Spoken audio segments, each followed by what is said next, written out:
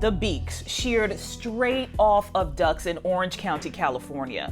Who would do something so cruel? Starting July 31st, we received our first duck that had bill severed, the upper and lower bill completely off its face, which is a very horrific injury. And then we had a second one come in August 13th. And then on August 15th, I found that there was a third duck that actually ended up being our first victim that came in mid-June. And all three of them, the similarity was they came in from Miles Square Park, which is a park in Orange County, California. And they all had the exact same injury where their upper and lower bills were ripped off their face. And, it just was something that we couldn't we couldn't attribute it to a predator attack, a failed predator attack. It seemed very intentional. And these animals would have required really intensive and rather invasive care to keep them alive. So the gentler thing is definitely humane euthanasia. At first, Debbie and Elizabeth thought natural predators could have been to blame. How common might this be? And do you have any idea of who would do such a thing?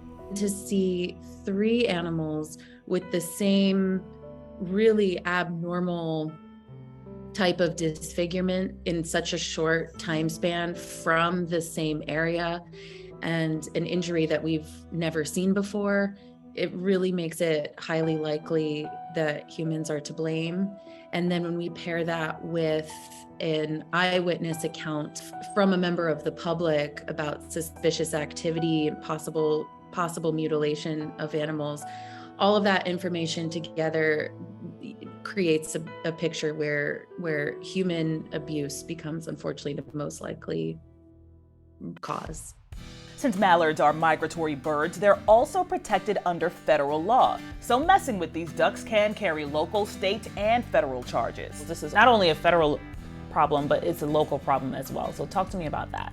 So when we got in the second duck, I started reporting it. So we started at the municipality, the city, and then to the Orange County Animal Care Services and the Orange County Park Rangers, because Miles Square Park happens to be a county park. I just hope that the person's caught, and I know it's really hard sometimes, but if someone has seen something or hear something, if they need to come forward. In the spring, McGuire also found some ducks that had been shot in Orange County. But ducks are not the only animals being cruelly abused there. And I woke up to this gentleman with a video of two beheaded pond turtles at Miles Square Park. And I know. And it's just the head that was missing. There's no injury to any of the arms or appendages. They don't have any chew marks on their shells like we would see with a typical predator attack. So it looked very deliberate, and I turned that into law enforcement. But I think that might be more related to the duck beaks, because something's cutting the duck beaks off and something cut the heads off these turtles. So there was two turtles. That means 3 ducks and 2 turtles at this particular park. If you had a message for whoever did that, what would you say?